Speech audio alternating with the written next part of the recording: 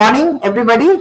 I attended a little bit of Dr. Amandeep's lecture also, and I think maybe I can continue from that theme for today's my talk. Um, NEP is now very much in the being. We can't escape it. We have to try to make it as good as possible. Now, I have also done a little work on NEP and published some paper also, which was creating a charismatic teacher for NEP. Because I felt that if we want NEP to be successful, the program is very good and creative. But the stakeholders are the teachers. If teachers are good, the program will be successful. If the teachers are not properly trained, I don't think we'll be able to get the essence of NEP. Now, there are so many options as Dr. Oman has already shared with you. There's so many options, so many outlets, and so many questions you have. But natural to have so many questions. I attended recently a UGC workshop on the training of 85 lakhs teacher online. I wanted to tell UGC because I've been part of UGC also that how can you train a teacher online? A teacher has to do some practical work. Teaching is not listening theoretical things and finishing it off. Teacher has to be very dynamic. And so far, what have been done to the teacher? Come to the class, give a lecture, and go away. I'll show you how much lecture gives result, how many other things give result. So therefore, if we have to have a charismatic teacher, the teacher must have many other methods of teaching than only lecturing. So I have been given three different ways of teaching: case study, role play, and brainstorming. So there were three things, and I had divided my PowerPoint as 30 minutes for each.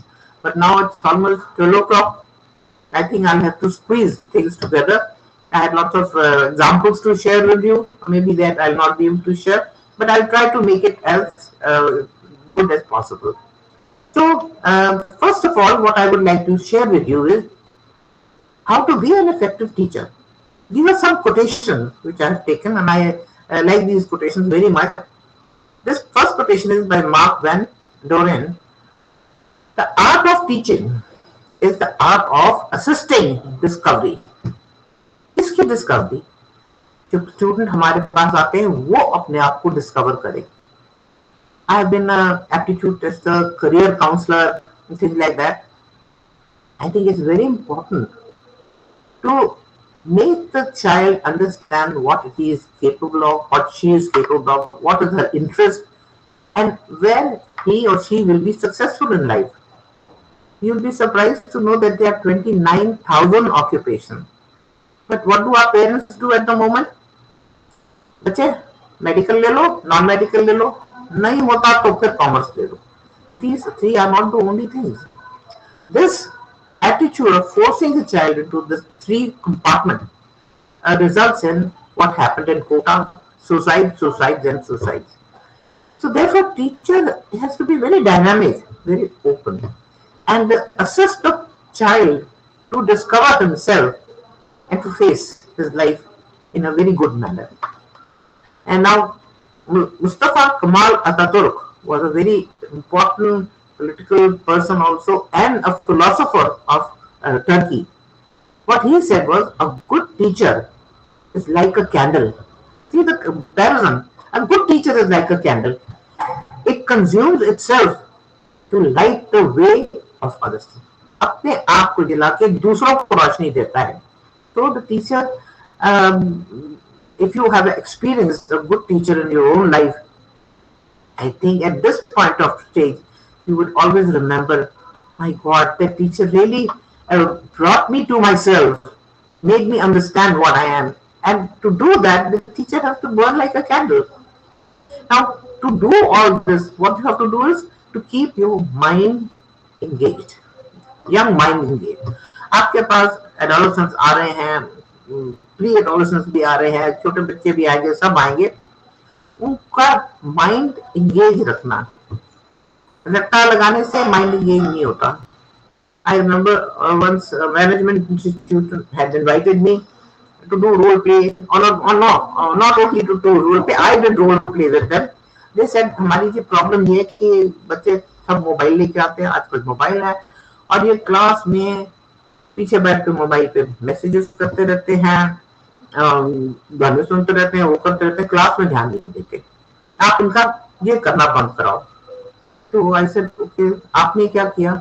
हमने कहा कि वो कहने लगे हमने ये किया कि तुम्हारे अगर तुम करोगे तुम्हारे ये छीन के हम बाहर रख देंगे। तो मैंने कहा उससे क्या बंद हो गया?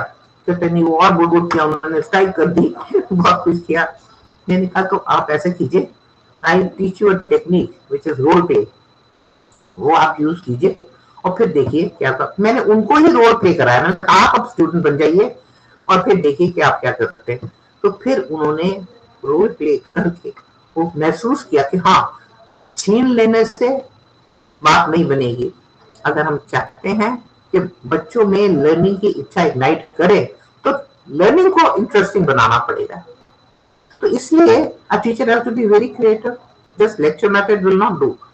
तो मैं आपको सिर्फ 3 चीजें आज बताने लगी। ये सिर्फ सारे मेथड नहीं है, और भी बहुत सारे मेथड हैं इसके लिए, क्योंकि मैंने इसमें थोड़ी रिसर्च भी की हुई है, इफेक्टिव टीचिंग पे काफी काम भी कराया हुआ है, वर्कशॉप कराई हुई है। टीचर अपने अंदर से जब खोज करता है, अपने आप को ढूंढता है, तो he find that he is very creative. But मैंने teacher as a creative person भी इस पे भी रिसर्च की हुई है। My results were very disappointing that teachers are afraid of being creative. उनको डर लगता है कि मैं ये ट्राई कर लूंगा तो मैं फेलियर हो जाऊंगा, तो इसलिए वो ट्राई नहीं करते। पर अगर आप नथिंग वेंचर नथिंग गेन, अगर आप कुछ करोगे नहीं तो गेन कैसे करोगे? तो आज हम जो थोड़ा सा देखेंगे, वो देखेंगे कि भाई लर्निंग कैसे होती है। अब ये पिरामिड जो आप देख रहे हैं, सबसे ऊपर क्या देख रहे हैं? Lecture method. लेक्चर मेथड से ओनली 5% इज रिटेन, बाकी बाकी लोग नोट शेयर करते हैं, दूसरी बात करते हैं, लेकिन क्लास में जो पढ़ाया जाता है उसके बाहर निकल के 5% रह जाता है। अगर आप रीडिंग भी उसके साथ जोड़ दें तो 10% रिटेन होता है। ऑडियो विजुअल जो आजकल बहुत है, लेक्चर भी देते हैं, साथ में पावर पॉइंट भी दिखाते हो, तो 20% रिटेन होता है। बढ़ता जा रहा है, रिटेंशन ज्यादा हो रही है। अगर डेमोन्स्ट्रेशन देते हो, जैसे प्रैक्टिकल करके दिखाते हो, कुछ करके दिखाते हो, जैसे रोल प्ले वगैरह भी हम करेंगे, ये करके दिखाते हो, तो 30% रिटेन होता है। If you allow them to discuss, अभी जैसे मैं देख रही थी, आप तो काफी डिस्कस कर रहे थे, पूछे जा रहे थे। मेरा टाइम था 11:30, 12:30 से ऊपर आपने भेज दिया। वेरी गुड, आपने अब जो डिस्कस कर लिया है, आपको क्लैरिटी हो गई है, ये 50% हो जाता है। प्रैक्टिस बाय डूइंग, लेबोरेटरीज होती हैं। मैंने कई जगह सुना कि स्कूल में लेबोरेटरी होती है लेकिन ताला लगाया देता है, तो माँ बाप जाके बाजार से वो प्रैक्टिकल सारा करा के ले आते हैं, प्रोजेक्ट सारा करा के ले आते हैं। उससे बच्चे ने क्या सीखा? कुछ भी नहीं। But if you let the child और let the student experiment in the laboratory, तो प्रैक्टिकल करने से कितना रिटेन होता है? 75%। और लास्ट वाला आप सोचेंगे क्या चीज है? If you teach others, you retain 90%। और ये मैं अपने पर्सनल एक्सपीरियंस से भी आपको बता रही हूँ। God grace, I was a good student, top कर जाती थी। तो मेरे क्लास वाले जो थे आ जाते थे, विदु हमको बताओ, विदु हमको बताओ। तो मैं कहती तुम सारा मेरा टाइम देते हो, मैं कब पढ़ूंगी? तो मैं उनको बताती रहती थी, मैथ्स सिखाती थी, जो भी था, साइकोलॉजी सिखाती थी, सब कुछ सिखाती रहती थी। उससे फायदा ये हुआ कि मैं अपनी क्लास में टॉप करी, क्योंकि 90% मुझे रिटेन हो गया, पढ़ा के। अब इनमें से देखिए टीचर क्या कर सकता है? क्या वो प्रैक्टिकल करा सकता है? क्या वो टीचिंग ईच अदर करा सकता है? यहाँ पे एक टेक्निक होती है पीयर लर्निंग। आपने कुछ कराया, आपने फिर कहा अच्छा आई एम नॉट शेयर। अब बच्चों का अच्छा तुम ये इसको पढ़ाओ, जो जिसको नहीं समझ आ रहा तुम पढ़ाओ। जब वो पढ़ा लेता तो तुम कहते अब तुमको क्लियर हो गई? कहते हाँ जी बहुत क्लियर हो गया, क्योंकि आपने टीच कर लिया। आप टीच करके क्लैरिटी होगी। अब ये सब चीज करनी है तो हमें टीचर को बहुत क्रिएटिव होना पड़ेगा। तो पहली चीज जो मैं आपको दिखा रही हूँ, इंट्रोडक्शन टू केस स्टडी है। केस स्टडी का शब्द आपने नाम सुना होगा। This is a technique which is used in social sciences research, and this is a technique which is qualitative inquiry. Normally जब हम रिसर्च की बात करते हैं तो हम क्वांटिटेटिव टर्म्स में करते हैं, how many percentage did this. आप जब इंडस्ट्री में जाते हैं तो क्या चीज कहते हैं कि सिग्मा 6 होना चाहिए परफॉर्मेंस। सिग्मा 6 का मतलब ये है अगर 10,000 बार रिपीट करो तो एक एरर होनी चाहिए, और सिग्मा अगर 1 है तो 99 है, एक गलती हो रही है। ये क्वांटिटेटिव चीजें हो रही हैं, लेकिन क्वालिटेटिव में क्वांटिटी नहीं होती। आप ये नहीं कहता कि मैंने 1000 पे सैंपल पे कर दिया, मैंने 200 पे कर दिया, मैंने 500 पे कर दिया। नो, केस स्टडी में 1 2 3 4 5 कर लोगे, इससे ज्यादा आपके पास केस स्टडी नहीं होंगी उनको एनालिसिस करने के लिए। सॉरी, अब है कि case study approaches facility and facilitates क्या करता है, साइमल्टेनियस एनालिसिस। किसका साइमल्टेनियस एनालिसिस? एक इंडिविजुअल केस का एनालिसिस करता है, 100-150 का नहीं करता, और आइडेंटिफाई करता उसी में से particular phenomena among the case. तो इट इज वेरी लिमिटेड। आप हो सकता है 3-4 केसेस वैसे डील करें, लेकिन अगर आपको जैसे मैनेजमेंट में इंडस्ट्री में करते हैं तो केस स्टडी क्या करते हैं, टाटा कैसे सक्सेसफुल हुआ, बिरला कैसे सक्सेसफुल हुआ, अंबानी कैसे सक्सेसफुल हुआ। अब ये तीनों जो सक्सेसफुल हुए, नॉट नेसेसरली कि they use the same technique, all the 3 use different technique. Case study हो गई, सक्सेस हुई, लेकिन the way they succeeded, that was different. It is also useful for the purpose of more general theory testing. आप यहाँ पर scientist बैठे होंगे, जब आइंस्टाइन ने थियरी ऑफ रिलेटिविटी की थी तो बहुत हल्का मच गया था कि कमाल कर दिया, और उसमें से कुछ साइंटिस्ट ऐसे थे जिन्होंने उसकी थ्योरी को भी टेस्ट किया केस स्टडी से, और कहा कि नहीं, हर चीज में थियरी ऑफ रिलेटिविटी नहीं होल्ड करती थी। तो आइंस्टाइन ने खुद भी उसको थोड़ा सा मॉडिफाई किया। करेक्ट, साइंटिस्ट यहाँ बैठे हुए हैं मेरे साथ, मैं तो साइकोलॉजिस्ट हूँ, तो मैंने ये चीजें पढ़ी हुई है बाद में। तो फिर क्या होता है कि अगर आप वो टेस्टिंग करते हैं तो आप डेवलप करते हैं, कंस्ट्रक्ट करते हैं नई चीज को, टेस्ट कर लिया आपने, अब उसको आप थियरी में यूज कर सकते हैं, और फिर थियरी उसको यूज करके एक्सपेरिमेंट कर सकती है। अब व्हाट इज, क्या करते क्या है केस स्टडी में? Case study is a form of research defined in an interesting defined in individual cases. आप कर रहे हैं रिसर्च, लेकिन एक एक केस को लेकर कर रहे हैं। It is useful technique for qualitative research, not quantitative at all, qualitative के लिए है। हो सकता है उस क्वालिटेटिव में आप 5-6 केसेस कर लें, पर फिर आपके पास 1000-500 ऐसे केसेस नहीं है। Once the case is chosen, can be investigated by whatever method is deemed. अब हर एक केस स्टडी को स्टडी करने का एक ही मेथड नहीं होगा, अलग अलग होगा method, and appropriate to the aim of study. कोई स्टडी कुछ होगी, कोई स्टडी कुछ होगी।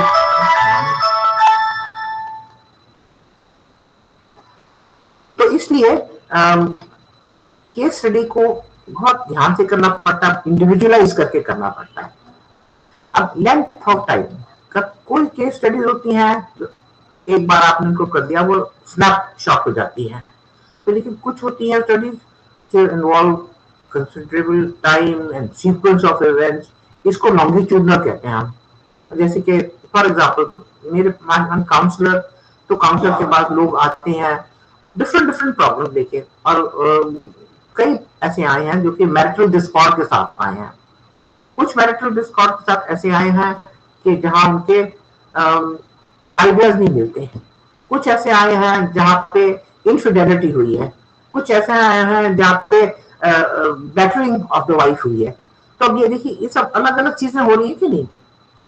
तो इन सारी चीजों में हर एक स्टडी में अलग मेथड यूज करना पड़ता है। वाइफ बैटरिंग में कुछ और करना पड़ेगा, इनफिडेलिटी में कुछ और करना पड़ेगा, और आइडियाज अगर नहीं मिलते तो कुछ और करना पड़ेगा। आप सोचते हैं ऐसे नहीं होता कि आइडिया ना मिले तो, हाँ होता है।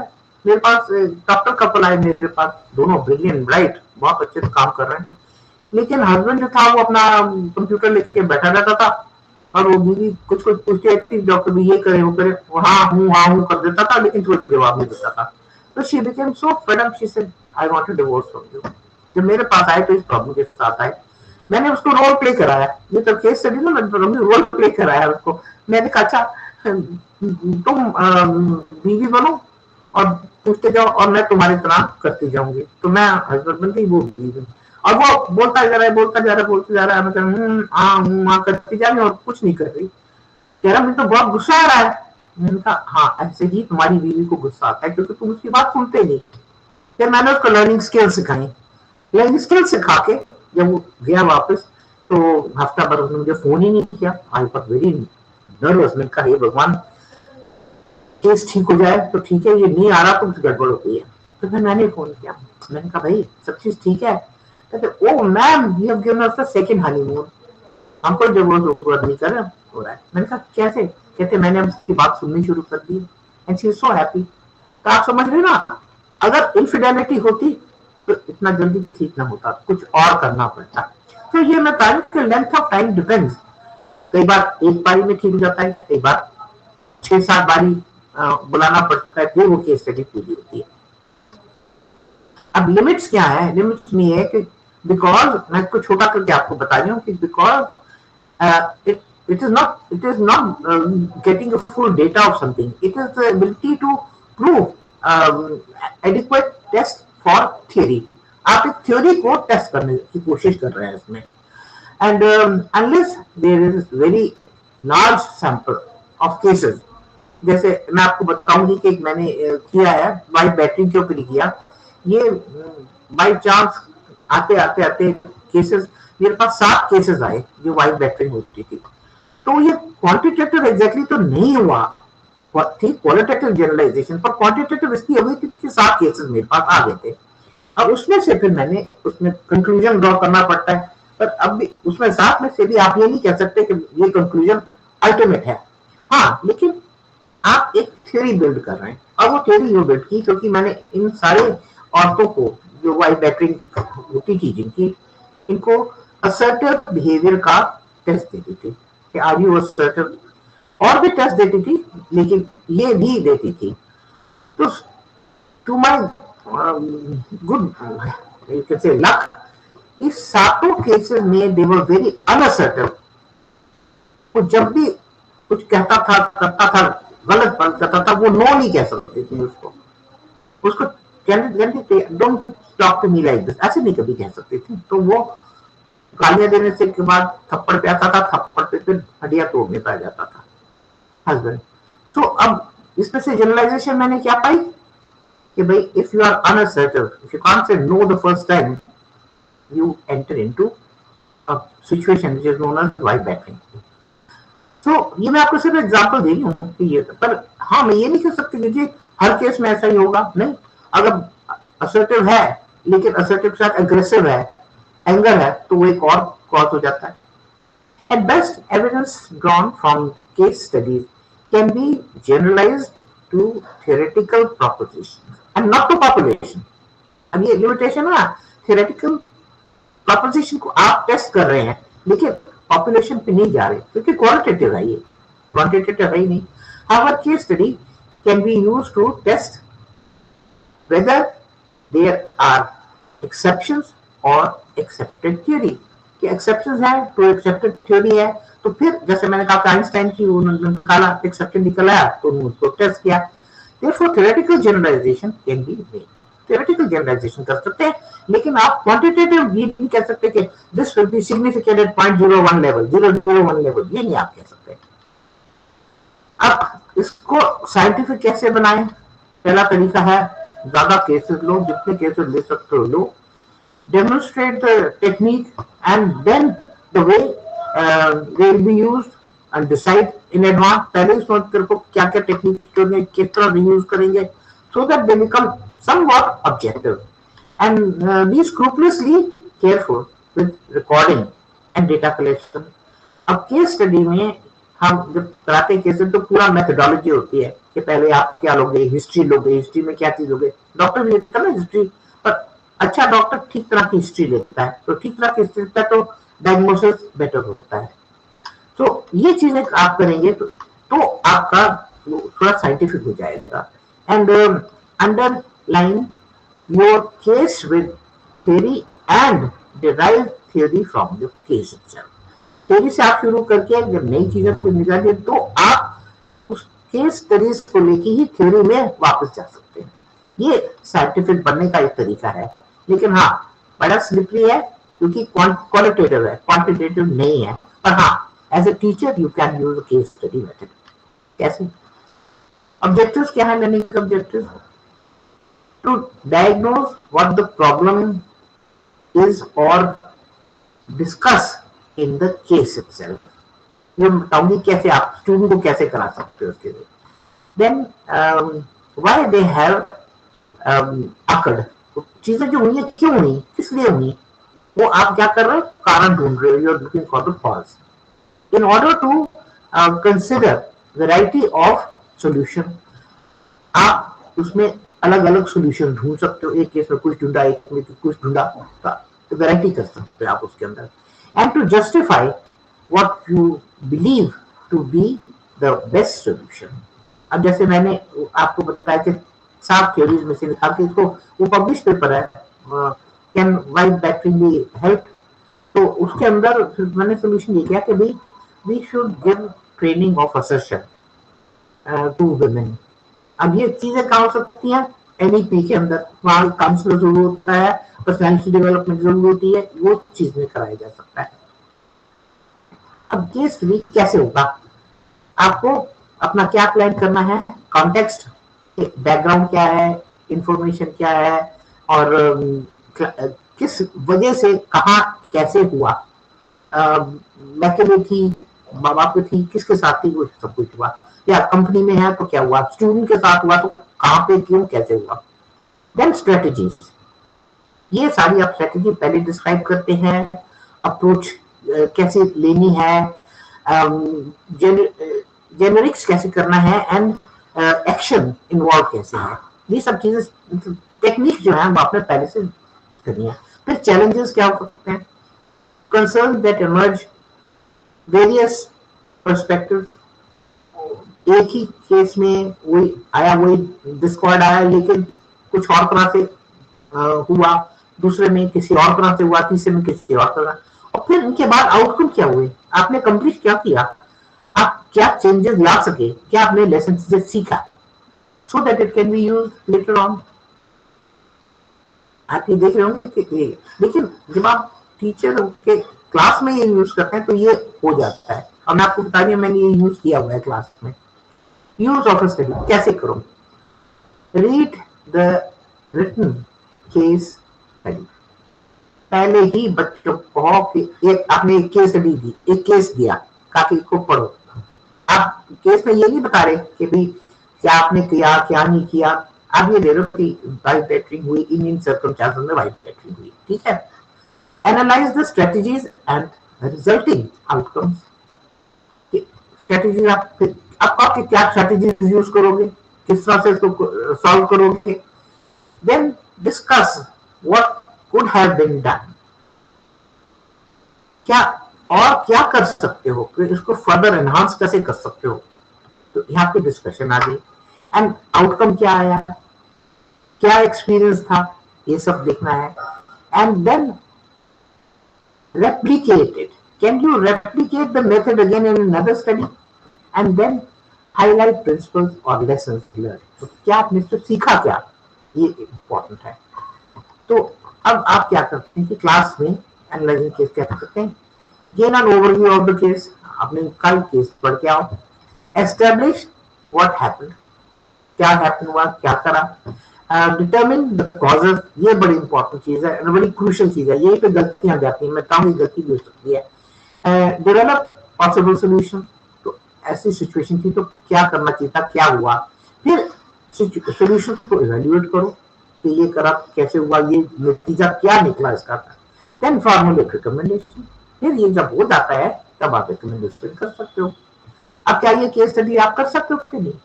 देखिए काउंसलिंग, मैं काउंसलिंग पढ़ाती थी तो काउंसलिंग में केस स्टडीज आराम से होती हैं, मैनेजमेंट की कुछ क्लासेस ओबी वगैरह भी कराई तो उसके अंदर भी केस स्टडीज आराम से हो सकती हैं।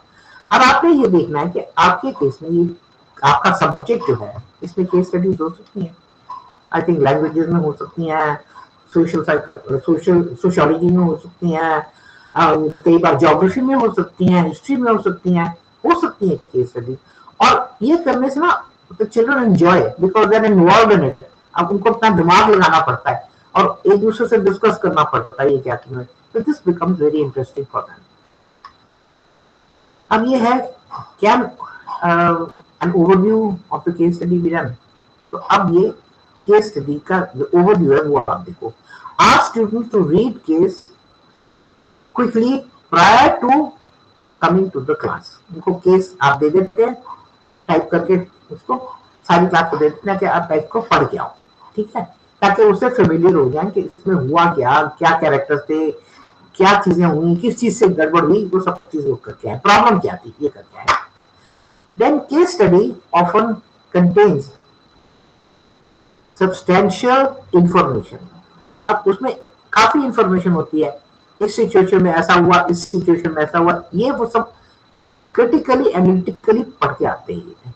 And then sometimes in a chaotic order, कभी कभी chaotic भी होता है, कुछ करा, कुछ करा, नहीं करा, तो वो chaos भी वो पढ़ के आते हैं पहले। Then establish the who what when how, ये सब चीजें जो है ना, ये क्वेश्चन मार्क सिचुएशन की, ये वो डिस्कस करते हैं, एनालाइज करते हैं।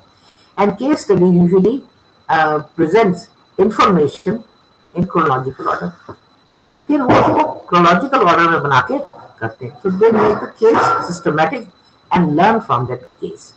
अब आपने ये देखना है कि आप ये क्लास में कर सकते हैं, यूज के नहीं कर सकते, हाँ, लेकिन अब क्या करना है, आपने इसमें सब जो करा दिया हमको केस स्टडी, फिर डिटरमिन क्या करना है, अब क्लास में डिस्कशन होगी। Consider variety of possible causes, causes की तो इम्पोर्टेंट बात है, क्यों हुआ, व्हाई डिड दिस हैपन। तो व्हाई को आप कॉज को अगर ढूंढ लोगे तो क्यों ढूंढ लोगे, डॉक्टर भी जब कॉज ढूंढ देता है तभी इलाज कर सकता है। And supported by the fact of the case. अच्छा, डॉक्टर कैसे कहते हैं, तो डॉक्टर केस स्टडीज करते हैं, जैसे उन्होंने हार्ट सर्जरी करी, एक यूनिक हार्ट सर्जरी करी, तो वो केस स्टडी हो गया है। अब उसमें से फिर डिस्कशन होती है, ये होना चाहिए था, ये नहीं होना चाहिए था, ऐसे ये सारी चीजें निकलती हैं।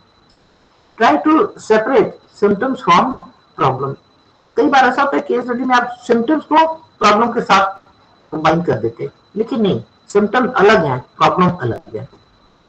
Rank order the critical problems, issues, जो भी क्रिटिकल प्रॉब्लम है, ये इशू है, उसको आप रैंक ऑर्डर में डालो कि ये सबसे इम्पोर्टेंट प्रॉब्लम था, ये इशू सबसे इम्पोर्टेंट था, ये कम था, ये कम था, ये कम था, ये कम था, तो आप रैंक ऑर्डर में डाल देते हो। Then develop several possible solutions to the problem. अब ये वो अपने दिमाग लगाते हैं, क्या सोल्यूशन हो सकता है, क्या नहीं हो सकता, क्या हो सकता है, क्या नहीं हो सकता, एंड फिर इवेलुएट करो इन सॉल्यूशंस को। ये क्लास डिस्कशन हो जाती है, फिर उसमें से जो बेस्ट सॉल्यूशन होता है वो निकलता है।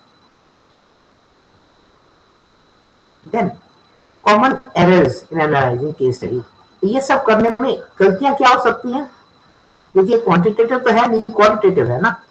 Not understanding and accepting the facts of the case, उनको पढ़ा है लेकिन उनको केस समझ ही नहीं आई है, तो वो केस के जो फैक्ट्स आ रहे हैं, जैसे भी आ रहे हैं, जो जिनको लगता है फैक्ट है, वो इनको एक्सेप्ट कर लेते हैं, जबकि वो है नहीं।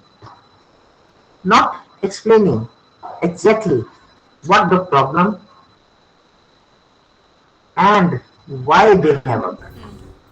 ये समझना कि प्रॉब्लम क्या है और क्या चीज है, क्यों ऐसा हुआ, क्यों, व्हाई इट हैपेंड। इसमें कई बार गड़बड़ हो जाती है, नहीं समझ आ रहा, कुछ किसी को कुछ ने कहा, किसी ने कुछ कहा, अलग अलग हो गया। Then making unwarranted assumptions to try to simplify the case। आप कई बार कहना ना तुक्का लगा लेना, अनवांटेड assumptions कर दी, लेकिन उससे आपका जो केस स्टडी है वो गड़बड़ हो सकती है। You have to be very objective also while finding the cause and the solution and sticking to generalities। आपने कुछ जनरलिटीज हैं उनको आप स्टिक कर रहे हो और उसी की वजह से आप अपने कंक्लूजन निकाल रहे हो। जैसे they must try to improve communication. अब हर एक मैंने जो केस आपको डॉक्टर को बताया था वहां कम्युनिकेशन था, पर हर एक केस में तो ये नहीं होगा ना कि must try to improve the communication. हो सकता है कम्युनिकेशन है लेकिन जेन्युइनली कुछ इमोशनल डिस्टर्बेंसेस हैं या कुछ और डिस्टर्बेंसेस हैं। तो ये चीजें अगर हम कॉशन में रखें केस स्टडी में तो then we can do it much better. तो क्लास में एडवांटेज ये होता है कि there are different people who are contributing different ideas और आप फिर solutions जो सबसे ठीक हो वो निकाल सकते हैं, causes इकट्ठे होके उसमें ढूंढ सकते हैं। तो that way case study can help। और जैसे मैं बाद में डॉक्टर्स करते हैं, बहुत बार यूज करते हैं केस स्टडी मेथड, हम काउंसलिंग में ये यूज करते हैं। In every discipline you can use the case study. Okay, अब इसको मैं स्किप कर, इंस्ट्रूमेंटल केस स्टडीज वगैरह है। अब हम आ रहे हैं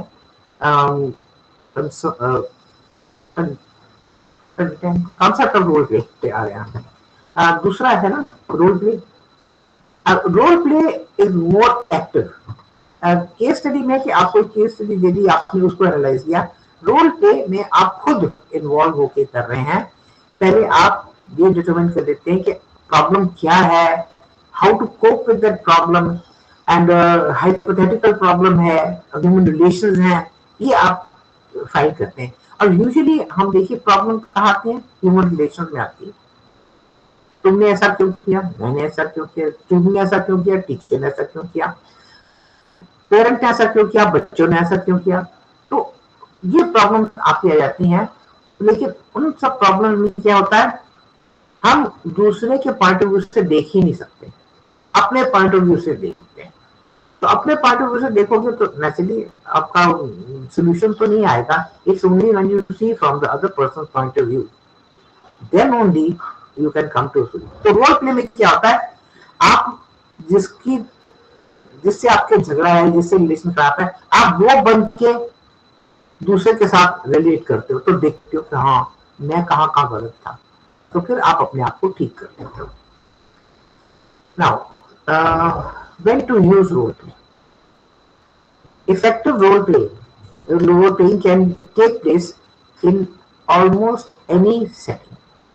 मैंने आपको जाता है टीचर टॉट सेटिंग में हो जाता है, पेरेंट चाइल्ड में हो जाता है, हस्बैंड वाइफ में हो जाता है, नेबर में हो जाता है, किसी में भी, बॉस सबऑर्डिनेट में हो जाता है, रोल प्ले कर सकते हैं।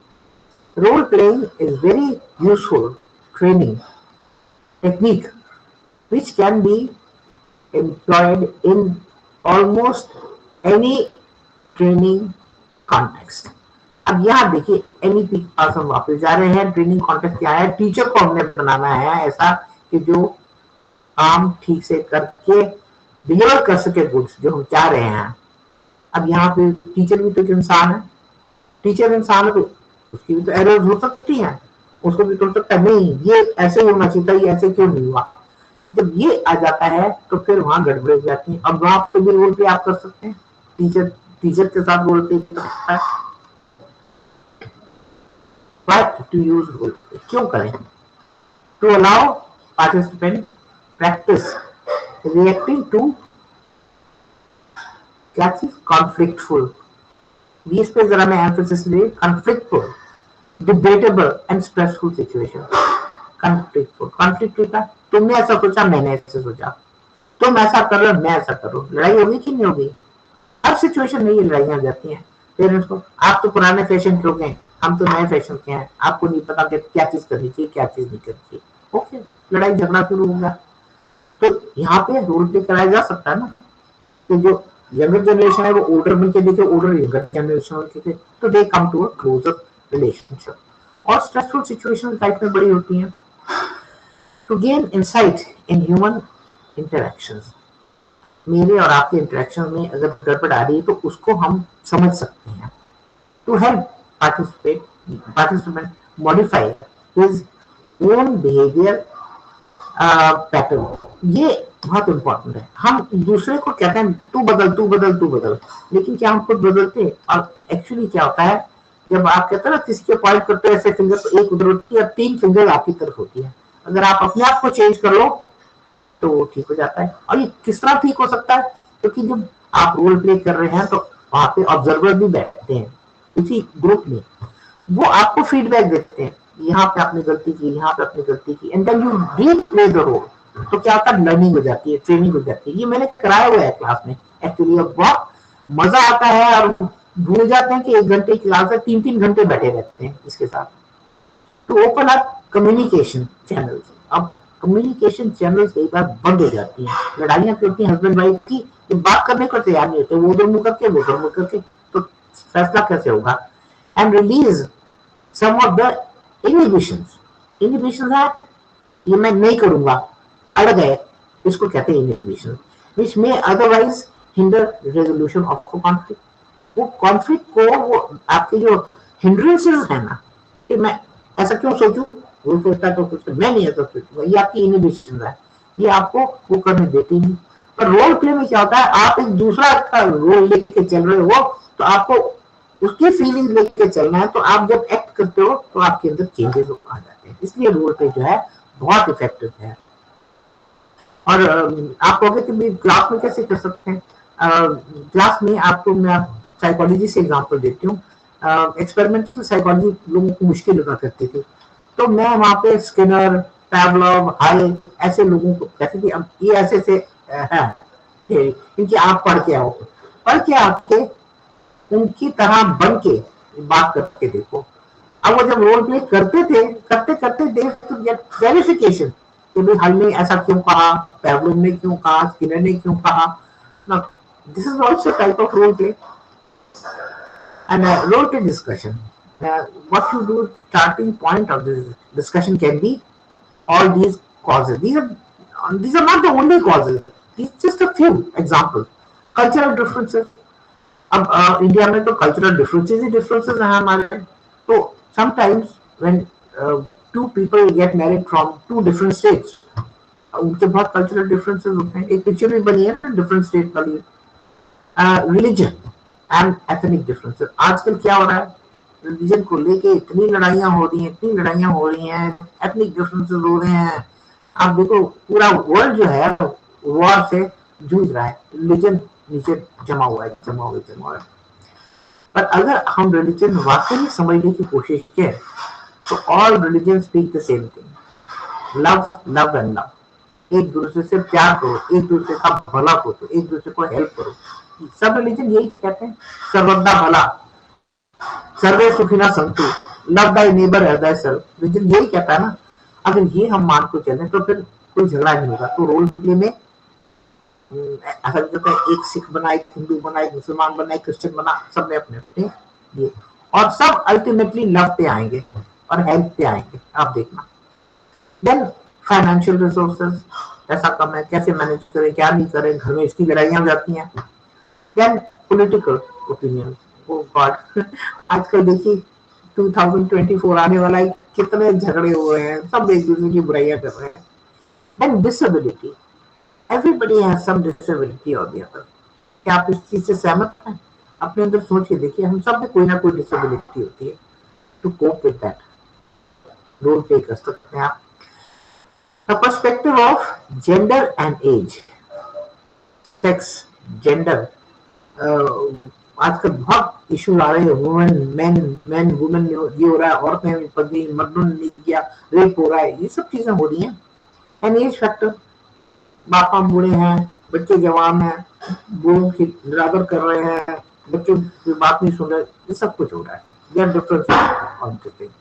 और एनी इशू नीडिंग डिस्कशन, इन सब में डिस्कशन चाहिए ना, डिस्कशन चाहिए, डिबेट चाहिए। और थ्रू प्रोसेस, थॉट प्रोसेस, मतलब आपका थॉट मेरे से डिफर कर रहा है, नहीं कर रहा, तो क्या हम ये अलाउ करते हैं अपनी जिंदगी में?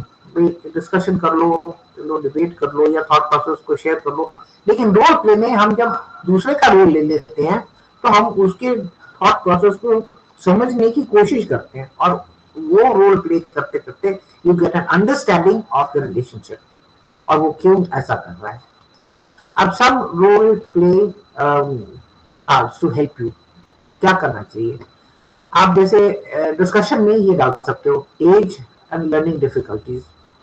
अब छोटे बच्चों को और डिफिकल्टीज होगी, प्री एडोलेसेंट को और होगी, एडोलेसेंट को और होगी, प्री एडल्टहुड में कुछ और होंगी। और वो जो 13-14 साल के बच्चों के लिए 11-12 साल के बच्चे क्यों प्रॉब्लम आ रही है, क्यों? तो कोई प्रॉब्लम नहीं होती। ये अंडरस्टैंडिंग करना। रिलीजन तो मैं ऑलरेडी कह चुका हूँ आपको। सेक्सुअल ओरिएंटेशन, जेंडर सेंसिटाइजेशन कराना बहुत जरूरी होता है, इसमें रोल प्ले बहुत अच्छी तरह हो सकता है। मैंने ईव टीजिंग पे काम किया हुआ है, उसमें रिसर्च की हुई है, और उसमें मैंने लड़कों से पूछा कि क्यों ईव टीजिंग करना चाहते हो। This was again case study type of thing. तो यूड बी सरप्राइज, वो कहते थे कि हम इसलिए सीटी बजाते हैं, इसलिए कुछ कहते हैं क्योंकि हम लड़की से बात करना चाहते हैं, वो मुंह मोड़ के चली जाती है। तो मैंने कहा अगर तुम ये करते हो पंजाब में, तो वो सोने हो मक्खन के दोने हो, अब ऐसा करोगे तो वो आपको बात करेगी? तो कहते हैं किस तरह बात करें, हमें कोई सिखाता ही नहीं। तो फिर मैं उनको सिखाती थी, आप जाओ, आपको I am so and so, can I help you in this situation, वो फंसी हुई है, टायर फट गया, कुछ हो गया। तो मैंने कहा फिर देखना क्या कर, क्या ऊपर तो कर क्या है? तो कहते हाँ बहुत फर्क पड़ा। मैंने कहा फिर थप्पड़ मारा? ना थप्पड़ नहीं मारा, थैंक यू कहते गई। तो हम ये सिखाते ही नहीं है। फिर एक और चीज बड़ी कहते थे लड़के, कहते थे हमें की काउंसलिंग की जरूरत है, कोई सेक्स एजुकेशन कराता ही नहीं। तो कितनी जरूरत है? क्या एनईपी में इसकी जरूरत नहीं पड़ेगी? बहुत ज्यादा पड़ेगी। और जहां जहां मैंने ये कराया है सेक्सुअल काउंसलिंग और सेक्सुअल एडजस्टमेंट, जेंडर एडजस्टमेंट की वर्कशॉप कराई है स्कूलों में, लड़के लड़कियों की सबकी, एटीट्यूड पूरा चेंज हो गया। सनावर में कराई थी, ये कहते थे बहुत, जैसे 11th-12th में आते हैं बदतमीजियां करने, टीचरों से बदतमीजी करते हैं, ये करते हैं, वो करते हैं, वो करते हैं। मैंने कहा इनकी प्रॉब्लम कुछ और है। हमने क्या इनको सेक्स एजुकेशन दी ना? तो मैंने सेक्स एजुकेशन की उनके साथ वर्कशॉप करी, और उन वर्कशॉप में से निकल निकल के चीजें ये आई कि उनको कॉन्फ्लिक्ट क्यों है, वो बदतमीजी क्यों कर रहे हैं, क्यों कर रहे हैं। जब ये सारा कुछ रिजॉल्व हो गया, फिर मैंने 1 महीने बाद टीचर से पूछा अब आपका क्या एक्सपीरियंस? कहते हैं मेटामॉर्फोसिस। अब तो इतने वेल बिहेव्ड बच्चे कुछ पूछे नहीं। फिर मैंने एप्टीट्यूड टेस्टिंग करी। मैंने कहा let the child know what is aptitude is and what does he want to do. हम ये उनके लिए सोचने को तैयार नहीं है, पेरेंट्स को जबरदस्ती कर देते हैं जाके साइंस ले लो या मेडिकल ले लो। क्यों? let the child know what he wants to do. Then physical disability. You'll be surprised how many physical disability there is, जो कि विजिबल नहीं होती। आपने तारे जमीन पे जरूर देखी होगी, हर एक ने देखी होगी पिक्चर। डिसलेक्सिया, आपको पता है डिसलेक्सिया कितना प्रेवलेंट है? 13% डिसलेक्सिया प्रेवलेंट है। जरूरी नहीं है कि मैक्सिमम हो, छोटा छोटा डिसलेक्सिया भी होता है। और वो क्या होता है कि जब तक आपके ओरल टेस्ट होते रहते हैं, you are doing wonderfully well, जहां रिटन टेस्ट आया वहां आप भूल जाते हो। तो पर ये कोई करता ही नहीं। ऑटिस्टिक बच्चे हैं, they are otherwise normal, autistic है। बॉर्डर लाइन डिसेबिलिटी है, कोई सोचता ही नहीं। और भी बड़ी तरह की इमोशनल डिसेबिलिटी है, ऐसी सब चीजें हैं। ये बच्चे क्लासरूम में मौजूद होते हैं। तो फिजिकल डिसेबिलिटी तो खैर सामने दिख जाती है ना, आंखों से कम नजर आ रहा है, कानों से कम सुनाई दे रहा है, या हाथों में ट्रेमर्स हैं, या न्यूरोलॉजिकल डिसऑर्डर्स हैं, ये तो पता चल जाते हैं। पर जो इमोशनल डिसऑर्डर हैं वो पता नहीं चलते। देन एथनिसिटी, ये छोटा ग्रुप है, वो बड़ा ग्रुप है, छोटी जातों, ये मतलब छोटी छोटी जगह। क्रिमिनलिटी, आजकल देखिए स्कूलों में कितनी क्रिमिनलिटी है। एडोलेसेंट, टीनेजर रेप कर रहे हैं लड़कियों को, टीचर के साथ बदतमीजी कर रहे हैं, टीचर को, एक प्रिंसिपल को गोली से मार दिया, ये सब चीजें क्रिमिनलिटी की हो रही। क्यों क्यों बच्चे को हो रहा है? बिकॉज हम काउंसलिंग ही नहीं उनकी करते, हम उनको हेल्प ही नहीं करते भाई कैसे ठीक हो। तो सिर्फ जब स्कूल और कॉलेज में जाएंगे सिर्फ सब्जेक्ट रट्टाफिकेशन नहीं होती, इस डेवलपमेंट ऑफ द पर्सनैलिटी, उसको करने के लिए रोल प्ले बहुत जरूरी चीज है। सोशल इकोनॉमिक स्टेटस, बैकग्राउंड, इसकी प्रॉब्लम होती है, जेंडर इश्यूज की प्रॉब्लम होती है, लड़का ये लड़की ये आपस में झगड़े कर रहे हैं। देन एम्बिशन, आप ऐसी एम्बिशन भी कर सकते हो which is not comparable to your aptitude. आपका एप्टीट्यूड कुछ कह रहा है, आप एम्बिशन कुछ लगा के बैठे हो, तो आपको फ्रस्ट्रेशन तो होगी ना। इंटरेस्ट आपके क्या है, एंड देन एकेडमिक इश्यूज, ये तो सबसे बड़ी चीज है। क्लास में समझ नहीं आ रहा, टीचर अच्छा नहीं लग रहा, ये नहीं हो रहा, वो नहीं हो रहा। अपीयरेंस, एडोलेसेंट लेवल पे appearance is very important. I am not looking beautiful, I am not looking this, फूटे फूटे कपड़े पहनेंगे, मेकअप करके आएंगे, क्यों, क्या करेंगे? Accept your appearance at and values, and I am very much attached to the value part, because अगर हम वैल्यूज सिखा देते हैं, सोशलाइज कर देते हैं, तो आगे झगड़े खत्म हो जाते हैं। तो ये सब चीजें हम रोल प्ले से करा सकते हैं। अब टाइप ऑफ रोल प्ले, मैं देखती हूँ टाइम मेरा तो थोड़ा सा ही रह गया है, हमने तो ब्रेन स्टॉर्मिंग करनी है। अच्छा, स्ट्रक्चरल रोल प्ले और एक होता है spontaneous role play. Structural role play में आप कहते हो तुम ये रोल लोगे, तुम ये रोल लोगे, तुमने ये करना, तुमने ये करना, तुमने ये करना, जैसे फिल्म की स्टोरी बनाते हो ना आप वो बनाते। लेकिन स्पॉन्टेनियस में आप कहते हो तुमने माँ का रोल करना, तुमने बाप का करना, तुमने ये करना, सिस्टर का, तुमने, अब तुम कैसे करोगे, that is in your hand. तो दिस इज स्पॉन्टेनियस। तो दोनों चीजें हो सकती हैं। प्रोसेस में क्या करना है, सबसे पहले गोल, पूरे ग्रुप को बैठा के डिफाइन करो गोल, डिस्क्राइब द सिचुएशन कि हम आज किस चीज को लेके चल रहे हैं। जैसे कि मैं काउंसलिंग मुझे कराती थी, तो करियर काउंसलिंग का जब चैप्टर आता था, करियर काउंसलिंग में हमारा गोल ये है कि बच्चों को समझाना कि एप्टीट्यूड आपका क्या होता है और किस तरह से वो फायदा देता है। Okay, then choose the player, कौन क्या बनना चाहता है, वॉलंटरीली होता है, जोर नहीं आप लगा सकते, जबरदस्ती नहीं कर सकते। And then brief the player कि तुमने बाप का रोल लेना तो बाप बन के पूरा फील करो और बाप के साथ आइडेंटिफाई करो। असाइन ऑब्जर्वर टास्क, अब सिर्फ कैरेक्टर नहीं होंगे, मतलब रोल प्लेयर नहीं होंगे, वहां पे जो बाकी आपके ग्रुप है उसमें से कुछ ऑब्जर्वर्स होंगे। ऑब्जर्वर्स को बताया जाएगा इन इन चीजों पे आप ऑब्जर्व करो, ये ग्रुप ऑफ ऑब्जर्वर ये ऑब्जर्व करेगा, ये ग्रुप ऑफ ऑब्जर्वर ये चीजें ऑब्जर्व करेगा। And this is very sensitive task, because ये ऑब्जर्वर से फीडबैक देते हैं। मैंने फीडबैक की बात की थी ना, ये फीडबैक देते हैं, तो they have to be very careful and very vigilant कि जो देख रहे हैं। Then arrange the physical setup. Setup आपने, आपको फर्नीचर सारा डालने की बात करूँ, ये कुर्सी भाई बाप के बैठने की, ये मेज जो है, ये बेडरूम के बेड है, इम्प्रोवाइज करोगे। और फिजिकल सेटअप थोड़ा सा बनाओगे जरूर कि ये है, ये है, इस तरह ये डाइनिंग रूम है, ये बेडरूम है, इस तरह से आप बनाओगे, या ये क्लासरूम है।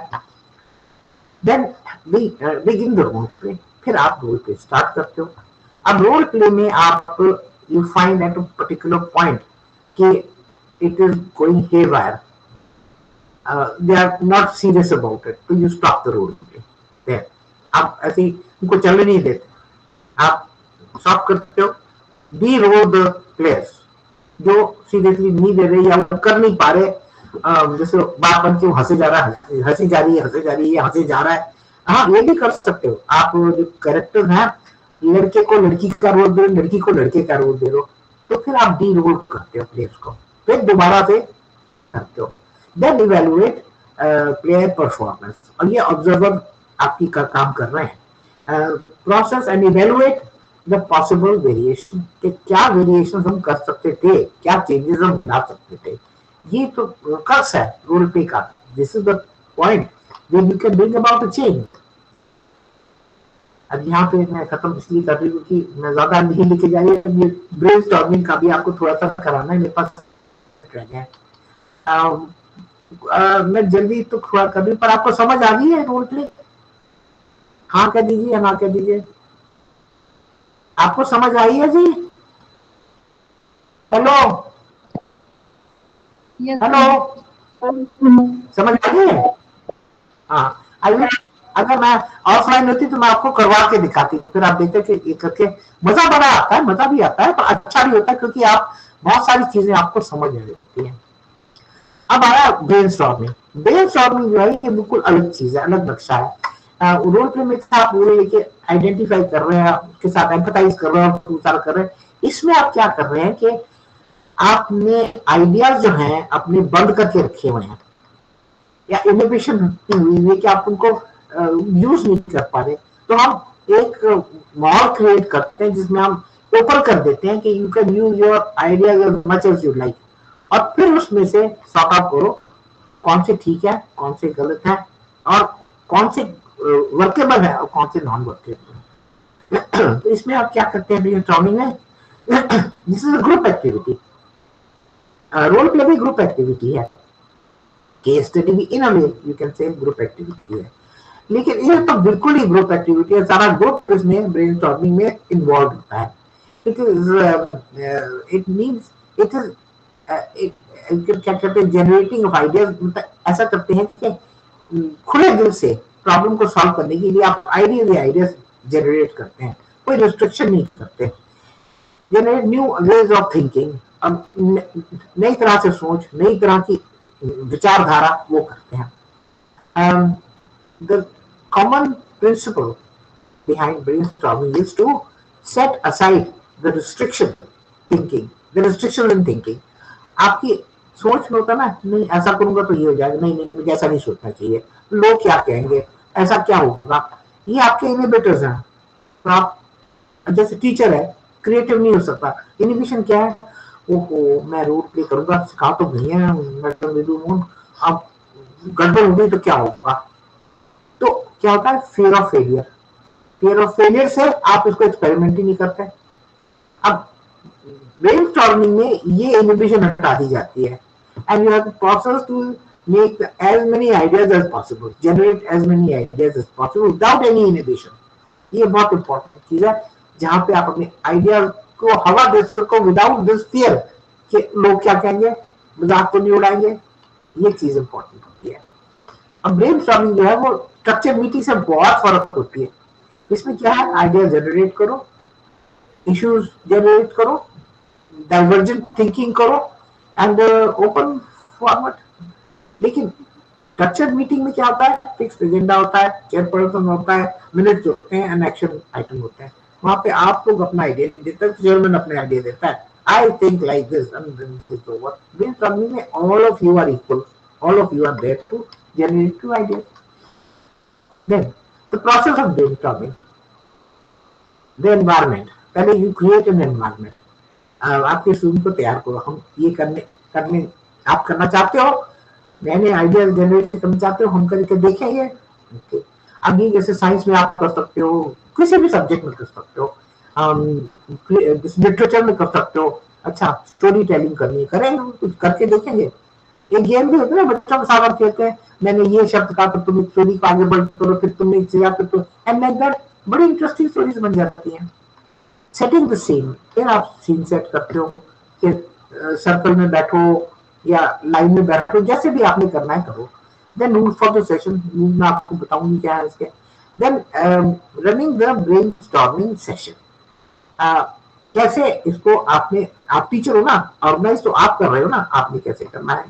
एंड देन एफिनिटी एनालिसिस, फिर है आप एनालिसिस करते हो, यहाँ ये बड़ा क्रूशियल चीज है, यहीं पे क्रक्स आ जाता है। And then summary and further action. अब समरी है कि ये नतीजा निकला, ये आइडिया ठीक है, ये आइडिया नहीं ठीक है। अब नहीं ठीक हो तो उसको, जिसके नहीं ठीक है उसको दिल में बुरा लग सकता है, तो वो भी आप रिजॉल्व करते हो कि कोई बात नहीं, कुछ तो हमारे absurd आइडियाज होंगे, तो हम तो खुद ही उस पर हंस लें। आप उसको हंस के छोटा करके निकाल देते हो। सेटिंग डे, इसमें क्या करता है, you first of all explain the brainstorming technique. अब वो क्या है, specify the rules, loosening up. और लूजनिंग अप में क्या है, आप कहते हो आप फ्री तरीके से सोच सकते हो, कोई इनहिबिशन नहीं है, कोई उसमें रुकावट नहीं है। इस सेशन में आप जैसा चाहो आप सोच सकते हो। For example, how could safety of taxi driver भी इम्प्रूव। आप एक टॉपिक ले लिया और फिर आप टॉपिक में आइडिया दो।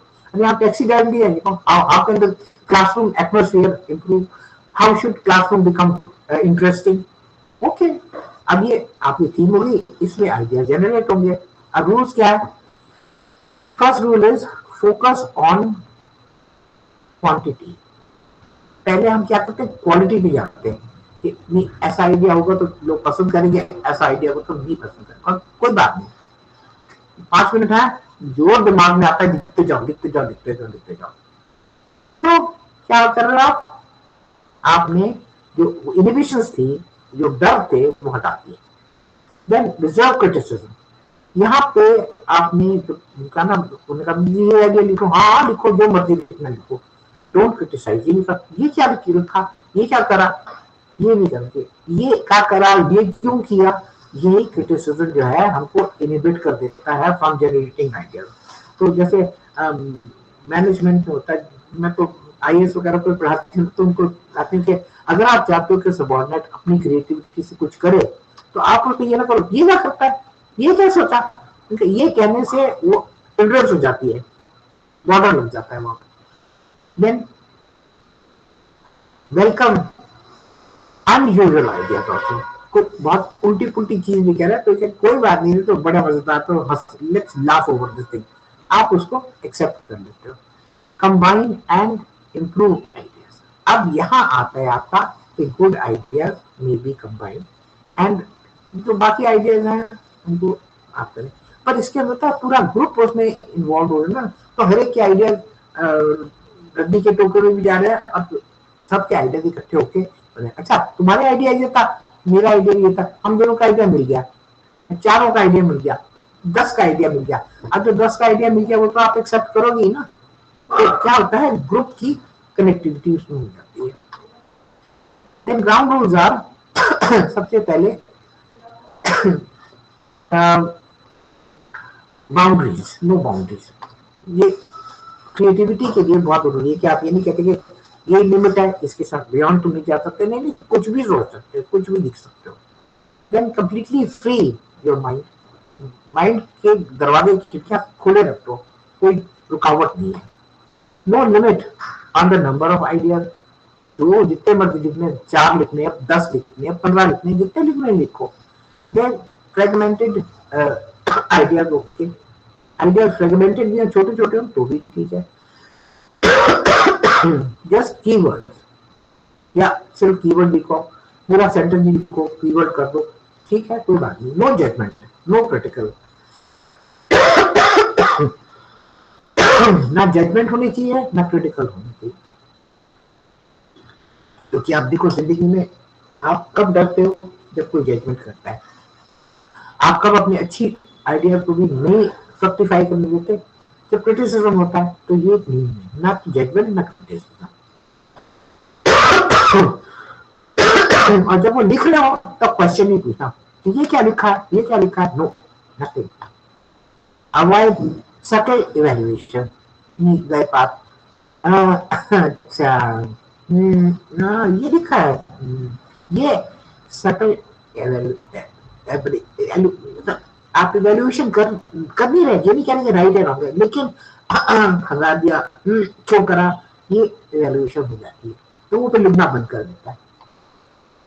अब ये है ब्रेनस्टॉर्मिंग टेक्निक में क्या करते हो आप, प्रेजेंट द प्रॉब्लम और opportunity for which brainstorming needs to be done. Okay. Allow 3 to 5 minutes to write on the notepad पे या पेपर पे, यहाँ पे लिखा पोस्ट इट नोट वाला है। पोस्ट इट नोट का मतलब ये कि पेपर पे या जो भी आपने दिया हुआ है, राइटिंग पैड दिया हुआ है, उस पर आप लिख सकते हो। 3 से 5 मिनट तक आप लिख सकते हो, जैसे भी आपके दिमाग में आइडियाज आ रहे हैं।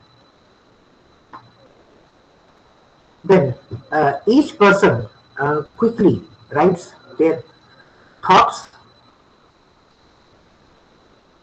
किस चीज में, पोस्ट टू नोट में। कहां पे थॉट्स लिख रहे हो, पेपर पे लिख रहे हो जो आपके पास है। And regardless of in practicality, ये चीज ये पूछ रहे कि ये मैं लिख दूं, ये गलत तो नहीं होगा? हाँ लिखो, जो भी मर्जी आते लिखो. You encourage them to do the thing and generate extreme crazy ideas भी हो, वो भी जनरेट करो, सब कुछ जनरेट करो. अब ये बहुत मजेदार चीज होती है कि पहले इनोवेशन होती है, नहीं करते, फिर वो जब लिखना शुरू करते हैं कुछ भी लिखते हैं और खुद ही हंस देते हैं ये करके. मैंने देखा हुआ है ऐसे करते हैं, खूब हंसते हैं फिर बैठ के. नाउ प्रोसीजर में डिसाइड ऑन द क्वेश्चन और टॉपिक दैट यू हैव. जो भी आपने टॉपिक डिसाइड किया है, इतने टॉपिक जो मैंने किए हैं, कुछ भी डिसाइड कर सकते हो. And give answer a time limit. Time limit सुनो, ठीक है, 5 मिनट लिखना है या 10 मिनट लिखना है या 2 मिनट लिखना है. ये चीज आपको बाइंड कर देती है. नहीं तो आप कहते हैं नहीं अभी तुमने खत्म नहीं किया, अभी तो और लिखना है. नहीं, इतना टाइम लिमिट इतना ही, 5 मिनट है, इसी में खत्म करना है आपने. Choose for participant from 5 to 12. Class आपकी मान लो 50 की है, तो आप 50 को बैठ कर तो नहीं करा सकते ना. आप 10-10 के ग्रुप बना सकते हो. 10 के बना लो, 15 के बना लो, 15 30 हो गए, 30 और 10-10 कर लो, ऐसे कर लो. तो ग्रुप्स आपने पहले बनाए थे फॉर न्यू आइडियाज, वो मैंने नीचे लिखा हुआ है न्यू आइडियाज. अब यहाँ देखिए ये क्या है, इंडिविजुअल ब्रेनस्टॉर्मिंग. एक इंडिविजुअल ब्रेनस्टॉर्मिंग, एक कलेक्टिव ब्रेनस्टॉर्मिंग भी हो सकती है. इसमें क्या कहता है, आप एक इंडिविजुअल को लेते हो और उसको ही कहते हो कि जो भी तुम्हारे आइडियाज आए वो कैन बी. आप कुछ ड्रॉ करके बताओ, उसके दिमाग में से करंट निकल रही, आइडियाज भड़कना निकल रही. Individual brainstorming is useful method in creative writing. जैसे कि आपने इंग्लिश पढ़ा रहे हैं तो आपने कहा सब बच्चे एक आप पोएम लिखेंगे, जैसे मैं मर्जी आए लिखे. ओके, तो what are you doing, allowing them to do creative writing. कई लोग कहेंगे नहीं जी हमें तो नहीं आते, हम तो पोइट्री नहीं लिख सकते, हम तो सिर्फ पोइट्री पढ़ते हैं. है ना, कोई बात नहीं, जो भी तुम्हारे दिल में आता है तुम लिखो. So this generates creativity in thinking. अब ग्रुप टेक्निक्स में क्या होता है कि आप क्या करते हैं, एक सर्कल बना लिया, सर्कल बना के आइडियाज जो है वो पास कर दिए. और उसमें आप एक चीज ऐसी भी कर सकते हैं कि एक बड़ा पेपर ले लिया आपने कहा, अच्छा पहले आप लिखो, फिर ये पेपर आगे पास करो, फिर आगे पास करो, फिर आगे करो, फिर उसी पेपर पे लिखते जाते. तो सबके आइडिया, हर किसी का नाम नहीं होता पर सबके आइडियाज इकट्ठे. उससे क्या होता है कि इंडिविजुअल में फिर भी आता है ना कि ये इसके आइडियाज थे, ये इसके आइडिया थे, ये इसके आइडिया. अब ग्रुप में क्या पता चले किसके कौन से आइडिया थे. आप राइटिंग थोड़ी आइडेंटिफाई करते होते कि 10 के में क्या क्या आइडिया दिखे. This continues till everybody gets his turn. जब सारे को टर्न मिलनी चाहिए और पेपर बैक आ जाना चाहिए. By this time participants will have examined each idea in detail. वो पढ़ते भी जा रहे हैं, दूसरों के भी आइडिया पढ़ जा रहे हैं और अपना भी एक नया आइडिया दे रहे हैं या उसी आइडिया को रिपीट करके दे रहे हैं. तो ये ग्रुप एक्टिविटी हो गई. इसमें भी बड़ा मजा आता है इकट्ठे करके. Then summary and for future action. अब समरी में क्या करोगे, write up summary of each type of idea. जो आइडियाज आपने इकट्ठे होकर दिए ना, अब समरी में एक बच्चा उनमें से, हर एक ग्रुप का एक बच्चा हो जाएगा, हो सकता है ये आइडिया ठीक था, ये सबने लिखा, वो लिख लो. आप वो समरी में आइडियाज अपने लिखे जा रहे हैं प्रेजेंट करने के लिए. नाउ डिटर्मिनेशन किसका करना है, action plan for working through the ideas. अब इस एक्शन प्लान में जो आपके फ्लिमजी आइडियाज हैं, जो नॉन वर्केबल है, without taking the name of the person who has written, तो आपको अच्छा देखो is this idea workable, is this idea workable, तो वो डिस्कार्ड हो जाते हैं. Then the action plan. अब उसके बाद आप एक्शन प्लान बनाते हो कि ऐसे किया है तो हम क्या करेंगे. सिलेक्ट करो, शॉर्टलिस्ट करो the most suitable ideas and solution for further evaluation. फिर उसके बाद आपकी फर्दर इवैल्यूएशन, इन आइडियाज को अगर हम यूज करें तो इनको करके इम्प्लीमेंट करके देखें क्या इनकी इवेल्युएशन है। और जब इतने ब्रेन यूज हो जाते हैं इतने आते हैं तो यूजुअली दो आइडियाज आर रोलिंग होते हैं। और ये चीज जो है ब्रेनस्टॉर्मिंग इंडस्ट्री में बहुत, जो अच्छी इंडस्ट्रीज हैं वो अपने वर्कर्स वगैरह की ब्रेनस्टॉर्मिंग कराते हैं और बहुत सक्सेसफुल आइडियाज आते हैं। थैंक